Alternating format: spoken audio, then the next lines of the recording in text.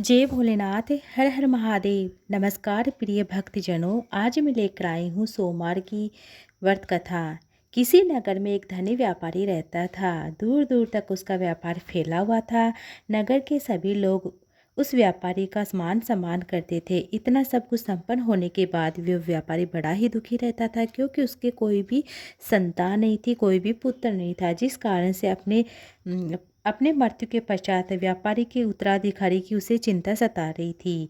पुत्र प्राप्ति की इच्छा से व्यापारी प्रत्येक सोमवार भगवान शिव की व्रत पूजा करता, कथा सुनता और शाम के समय शिव मंदिर में जाकर शिव जी के सामने घी का दीप लगाया करता था। उसकी भक्ति देखकर एक दिन माता पार्वती देवादिदेव महादेव भोले बाबा से बोलती है, भगवान, यह आपका बड़ा ही परम भक्त है। यह व्यापारी जिस कामना से आपकी पूजा करता है उसकी कामनाएं पूर्ण करे, निवेदन करती है। भगवान शिव बोलते हैं, इस संसार में सबको उसके कर्म का फल मिलता है, इसे कोई भी संतान नहीं है, इसलिए इसका यह दुख सता रहा है। जो प्राणी जैसा कर्म करता है उन्हें वैसा ही फल मिलता है।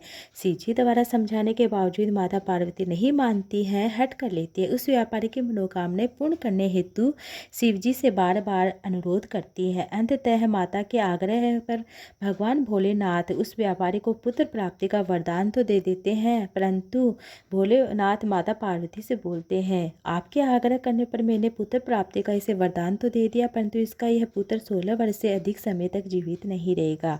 उसी रात भगवान शिव उस व्यापारी के स्वप्न में आए, उसे पुत्र प्राप्ति का वरदान दिया, उसे पुत्र के 16 वर्ष तक जीवित रहने की बात बता दी। भगवान के वरदान से व्यापारी को खुशी तो हुई, लेकिन पुत्र के अल्प आयु की चिंता उसे सताने लगी, इसलिए उसे ज़्यादा खुशी नहीं हुई। और व्यापारी पहले की तरह सोमवार का व्रत विधि विधान से करता, भगवान शिव का विधि विधान पूजन करता, व्रत करता। कुछ महीने के बाद उसके घर में एक सुंदर पुत्र बालक होता है और घर में सभी लोग खुशी रहते हैं। बहुत धूमधाम से पुत्र जन्म का समारोह मनाते, परंतु व्यापारी को पुत्र जन्म की अधिक खुशी नहीं होती, क्योंकि उसके पुत्र के अल्प आयु के रहस्य का उसे पता था। उसे पता था कि मेरा पुत्र 16 वर्ष तक ही जीवित रहेगा। व्यापारी ने उसे 12 वर्ष होने के बाद उसके मामा के साथ उसे वाराणसी भेज देते हैं पढ़ने के लिए। लड़का अपने मामा के साथ शिक्षा प्राप्ति हेतु चला जाता है। रास्ते में जहाँ भी मामा भांजे विश्राम करते हैं वहीं यज्ञ करते हैं, ब्राह्मणों को भोजन कराते हैं। लंबी यात्रा के बाद मामा भांजे एक नगर में पहुँचते हैं। उस नगर के राजा की कन्या का विवाह था, जिस कारण पूरे नगर को सजाया गया था। निश्चित समय पर बारात आई, लेकिन वर का पिता अपने बेटे के एक आंख से काना होने के कारण बहुत चिंतित था। उसे भय था कि इस बात का भय था कि राजा विवाह से इनकार ना कर दे, इससे उसकी बदनामी हो जाएगी। जब वर के पिता ने व्यापारी के पुत्र को देखा तो उसके मस्तिष्क में एक विचार आता है। उसने सोचा, क्यों न मैं अपने लड़के की जगह इसको दूल्हा बना दूं, राजकुमार से इसका विवाह करा दूं। विवाह के बाद उसे धन देकर विदा कर दूंगा और राजकुमारी को अपने नगर को ले जाऊंगा। वर के पिता ने लड़के के मामा से इस संबंध में बात की। मामा ने धन के लालच में वर के पिता की बात स्वीकार कर ली। लड़के को दूल्हे का वस्त्र पहनाकर राजकुमार से विवाह करा दिया।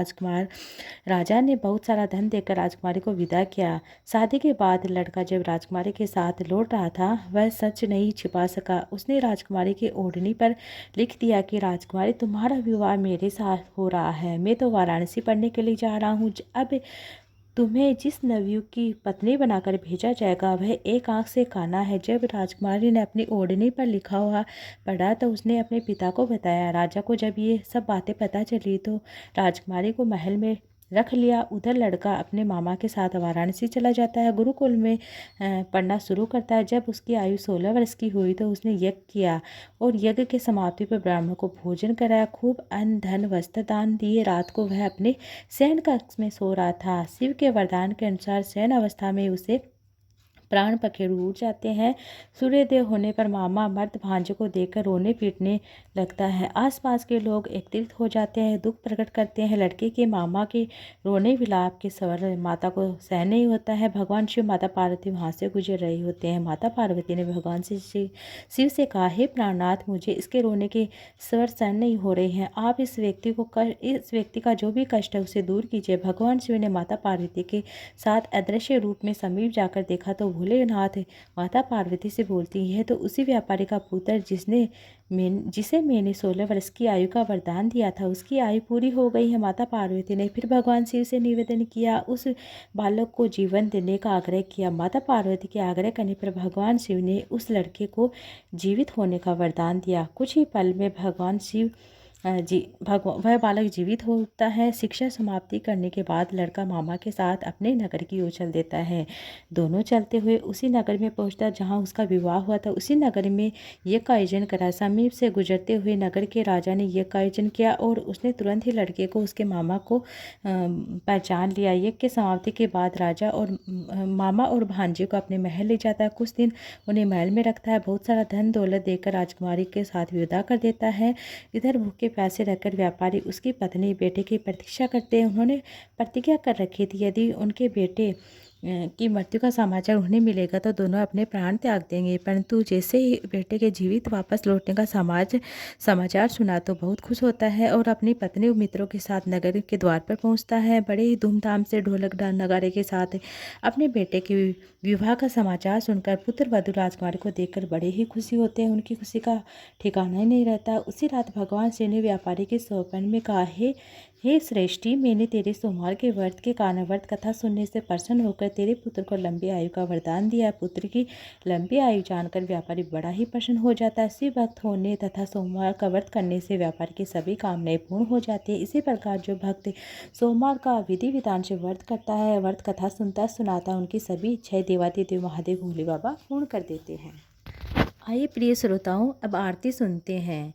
ओम जय शिव ओमकारा, भज शिव ओमकारा, ब्रह्मा विष्णु सदा शिव अर्धांगी धारा। ओम जय शिव ओमकारा, एकानन चतुरानन पंचानन राजे, भोले पंचानन राजे, हंसासन गरुड़ासन विषिवाहन साजे।